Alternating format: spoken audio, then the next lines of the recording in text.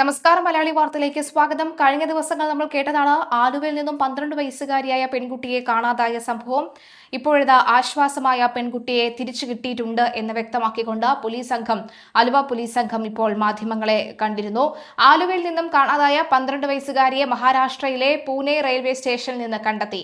പെൺകുട്ടിയോടൊപ്പം ഓച്ചിറ സ്വദേശിയായി 25 വയസ്സുകാരൻ ഉണ്ടായിരുന്നതായും ഇയാളെ പോലീസ് കസ്റ്റഡിയിലെടുത്തതായും അധികൃതർ അറിയിച്ചു.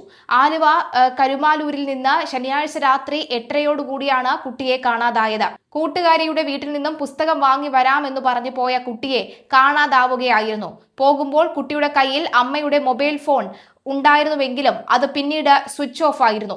കാസർഗോഡാണ് അവസാനമായി ടവർ ലൊക്കേഷൻ കാണിച്ചത്. സൈബർ സെല്ലിന്റെ സഹായത്തോടെ മൊബൈൽ ലൊക്കേഷൻ കേന്ദ്രീകരിച്ച് നടത്തിയ ശാസ്ത്രീയമായ നീക്കങ്ങളാണ് കുട്ടിയെ കണ്ടെത്തുന്നതിനുള്ള നിർണായക തെളിവുകൾ ലഭിക്കാൻ കാരണം. പ്രതിയുടെ സുഹൃത്തിന്റെ ഫോണിൽ നിന്ന് സന്ദേശങ്ങൾ അയപ്പിച്ച് പ്രതിയെ കൊണ്ട് ഫോൺ ഓൺ ചെയ്യിച്ചാണ് പോലീസ് ലൊക്കേഷൻ തിരിച്ചറിഞ്ഞത്. ധാരാവി പോലെയുള്ള അതീവ ജനനിബിഡമായ സ്ഥലങ്ങളിലൂടെ പ്രതി സഞ്ചരിച്ചിരുന്നതിനാൽ ലൊക്കേഷൻ കണ്ടെത്തുന്നത് വലിയ വെല്ലുവിളിയായിരുന്നുവെന്ന് പോലീസ് വ്യക്തമാക്കി. കേരള പോലീസും RPFും സംയുക്തമായാണ് ഈ ദൗത്യം വിജയകരമായി പൂർത്തിയാക്കിയത്. നിസാമുദ്ദീൻ എക്സ്പ്രസിൽ ഇവർ പൂനെയിലേക്ക് വരുന്നുണ്ടെന്ന വിവരത്തെ തുടർന്ന് താനെയിൽ നിന്ന് എത്തിയ പോലീസ് സംഘം പൂനെ സ്റ്റേഷനിൽ കാത്തുനിന്നു.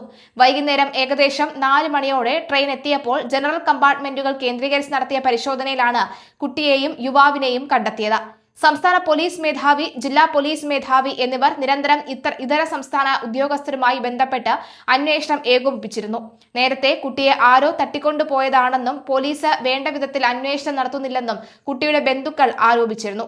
അതേസമയം മാതാപിതാക്കൾ കുട്ടികളെ കൃത്യമായി ശ്രദ്ധിക്കണമെന്നും അവരുടെ പെരുമാറ്റത്തിലുണ്ടാകുന്ന മാറ്റങ്ങൾ നിരീക്ഷിക്കണമെന്നും പോലീസ് നിർദ്ദേശിച്ചു. കുട്ടികളെ കൈവിട്ടു പോകാതെ പരിപാലിക്കേണ്ടത് കുടുംബങ്ങളുടെ ഉത്തരവാദിത്തമാണെന്നും അന്വേഷണ ഉദ്യോഗസ്ഥർ ഓർമ്മിപ്പിച്ചു. എന്തായാലും അന്വേഷണ ഉദ്യോഗസ്ഥരുടെ പ്രതികരണം കേൾക്കാം. കുട്ടിയെ കണ്ടെത്തിയെന്ന് പറഞ്ഞാൽ നമ്മൾ 25-ാം തീയതി രാത്രി 8 മണിക്കാണ് 8 മണി 8:30 ഇടയിലാണ് കുട്ടി കാണാതായതായിട്ട് അറിവ് കിട്ടിയത് ഏകദേശം 10 മണി കഴിഞ്ഞപ്പോഴാണ് പോലീസിന് വിവരം കിട്ടിയത്. പോലീസ് അപ്പോൾ തന്നെ ആ വീട്ടുകാരുമായിട്ട് അടുത്ത സ്ഥലങ്ങളിലൊക്കെ പോയി നോക്കി. കൂട്ടുകാരിമാരെ കണ്ടു ചോദിച്ചു. പക്ഷേ നമുക്ക് കൂടുതൽ വിവരങ്ങളൊന്നും കിട്ടിയില്ല. അപ്പോൾ തന്നെ FIR രജിസ്റ്റർ ചെയ്ത് 12 മണി FIR രജിസ്റ്റർ ചെയ്ത് കഴിഞ്ഞപ്പോഴത്തന്നെ രാവിലെ നമുക്ക് രാത്രി ആയതുകൊണ്ട് പിന്നെ രാത്രിയിലെ തന്നെ ഓരോ ടീമിനെ നമുക്ക് അറേഞ്ച് ചെയ്ത് അപ്പോൾ ഈ കുട്ടി കൊണ്ടുപോയ അവരുടെ വല്യമ്മയുടെ ഒരു മൊബൈൽ ഫോൺ കൊണ്ടുപോയിട്ടുണ്ടായിരുന്നു. നമുക്കത് സ്വിച്ച് ഓഫ് ആയിരുന്നു, നമുക്കത് കിട്ടിയില്ല. പിന്നെ നമ്മൾ തൊട്ടടുത്തൊക്കെ അന്വേഷിച്ചപ്പം ഈ കുട്ടിക്കൊരു സുഹൃത്തുണ്ടെന്ന് മനസ്സിലായി. അതാരാണെന്നോ എന്താണെന്നൊന്നും ആർക്കും അറിയില്ല. പിന്നെ അതുമായിട്ട് ബന്ധപ്പെട്ട് അന്വേഷിച്ചപ്പോൾ ഒരു ഇൻസ്റ്റാഗ്രാമിലൂടെ ഒരു കൂട്ടുകാരി ഇങ്ങനെ ആ പയ്യനെ ഫോട്ടോ കാണിച്ചിരുന്നു, ഇതുപോലാണ് ഈ പയ്യനാണെന്ന് അറിഞ്ഞു. അങ്ങനെ അവൻ്റെ ഡീറ്റെയിൽസ് കളക്ട് ചെയ്തപ്പോഴത്തേക്ക് ഏകദേശം ഓച്ചിറ ക്ലാപ്പന സ്വദേശിയാണെന്ന് മനസ്സിലായി. അത് ഒരു ബ്രോക്കൺ ഫാമിലിയിൽപ്പെട്ട ഒരു പയ്യനാണ്. പയ്യന് അമ്മ അച്ഛനും ഒക്കെ ആയിട്ട് മാറി നിൽക്കുകയാണ്. വീടുകൾ പ്രത്യേകിച്ചില്ല. അവർ ഇങ്ങനെ വാടകയ്ക്ക് താമസിക്കുന്ന 2 പയ്യന്മാരാണ്. ഇവരങ്ങനെ അടുത്ത സമയത്ത് ഈ മുനമ്പം ആ ഭാഗങ്ങളിലൊക്കെ ഐസ്ക്രീം കച്ചവടം നടത്തുന്നു എന്നറിഞ്ഞു. അങ്ങനെ ആയിരിക്കാം ഈ കുട്ടിയെ പരിചയപ്പെട്ടതെന്നൊക്കെ അറിഞ്ഞു. കുട്ടിയെ കിട്ടി കൂടുതൽ കാര്യങ്ങൾ ചോദിച്ചെങ്കിൽ നമുക്ക് വ്യക്തമായിട്ട് മനസ്സിലാക്കാൻ പറ്റും. അങ്ങനെ ഈ പയ്യനുമായിട്ട് പോയതായിരിക്കാം എന്ന് പറഞ്ഞു. അപ്പോൾ കുട്ടിയുടെ കയ്യിലുള്ള മൊബൈൽ ഫോൺ ഓൺ ആകാത്തതുകൊണ്ട് നമുക്ക് ലൊക്കേഷൻ മനസ്സിലാക്കാൻ പറ്റിയില്ല. അതുപോലെ തന്നെ പയ്യൻ്റെ ഫോണിൽ അങ്ങനെ നമുക്ക് നമ്പറുകളൊന്നും അങ്ങനെ വ്യക്തമല്ലായിരുന്നു. ഇൻസ്റ്റാഗ്രാമിലൂടെയാണ് കൂടുതൽ കുട്ടികളുമായിട്ട് പയ്യൻ ബന്ധപ്പെട്ടിട്ടുള്ളത്, സുഹൃത്തുക്കളുമൊക്കെ. അങ്ങനെ ഒരു സുഹൃത്തിനെ നമ്മൾ മനസ്സിലാക്കി. ആ സുഹൃത്തിനെ കൊണ്ട് ഫോൺ നമ്പർ അറിയില്ല, ഇങ്ങനെ ഇൻസ്റ്റാഗ്രാമിലൂടെയാണ് ഞങ്ങൾ മെസ്സേജൊക്കെ ഇടുന്നതെന്ന് പറഞ്ഞു. ആ പയ്യനെ കൊണ്ട് നമ്മൾ മെസ്സേജ് ഇടിപ്പിച്ചു. ഓപ്പൺ ആകുന്ന സമയത്ത് എപ്പോഴെങ്കിലും നമുക്കതിന് മറുപടി കിട്ടുമെന്ന് വിചാരിച്ചു. അങ്ങനെ ഒരു സമയം ഓപ്പണായി. നമ്മൾ അതിൻ്റെ എടുത്ത് കഴിഞ്ഞപ്പോഴത്തേക്ക് കാസർഗോഡാണ് കാണിച്ചത്. ഇനി കാസർഗോഡ് ഈ പയ്യൻ തന്നെ ആണോ പോയെന്നൊക്കെ ഞങ്ങൾക്ക് സംശയങ്ങളായി. ഈ പയ്യൻ നേരത്തെ ജോലി ചെയ്ത ആളിനെ കണ്ടുപിടിച്ചു. അങ്ങനെ നമുക്ക് ഫോൺ നമ്പർ കിട്ടി. അത് വെച്ച് CDRകൾ അതുപോലെ തന്നെ ലൊക്കേഷനൊക്കെ നോക്കിയിട്ടൊന്നും ഫോൺ ഓൺ ആകാത്തതുകൊണ്ട് നമുക്ക് പറ്റിയില്ല.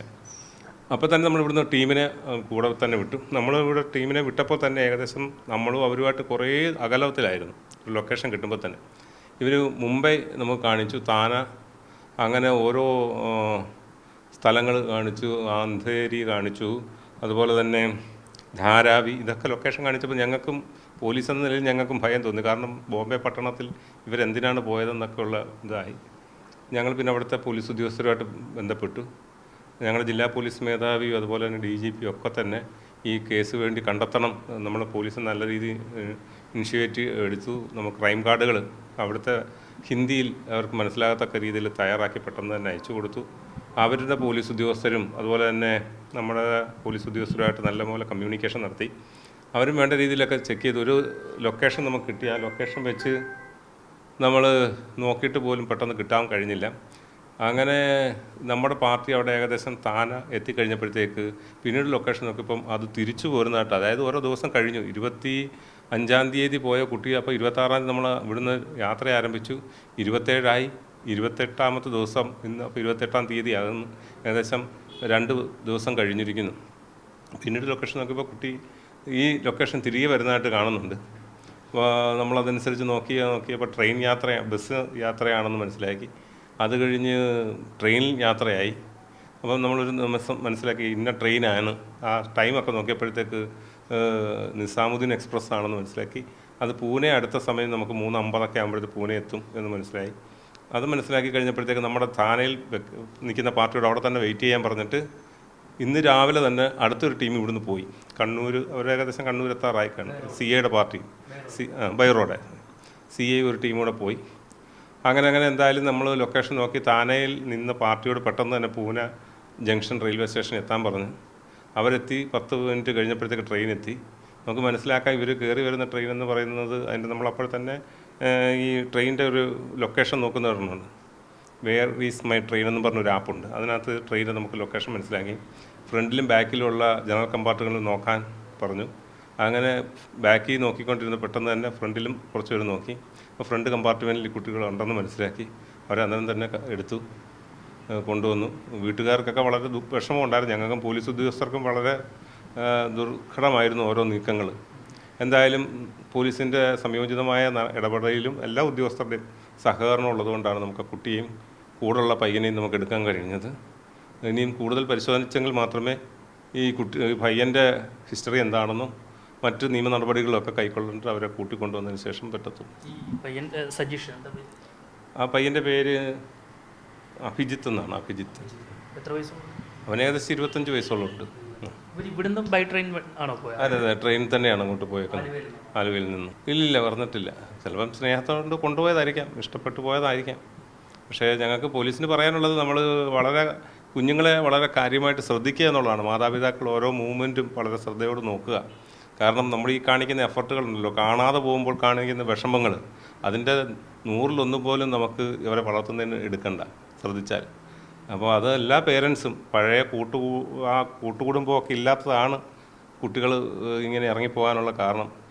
കൂട്ടുകുടുംബ വ്യവസ്ഥിതിയൊക്കെ ഉണ്ടായിരുന്നെങ്കിൽ ഇത് കൂടുതൽ അറിയാൻ പറ്റും. ഓരോ കുഞ്ഞുങ്ങളുടെയും ചലനങ്ങൾ മനസ്സിലാക്കാൻ പറ്റുമായിരുന്നു. അതെ, സംസാരിക്കുന്നില്ല. അതെല്ലാം അവരെ നിരീക്ഷിക്കുന്നില്ല. അതായത് ദിവസവും കുട്ടികളെ മനസ്സിലാക്കുന്നില്ല.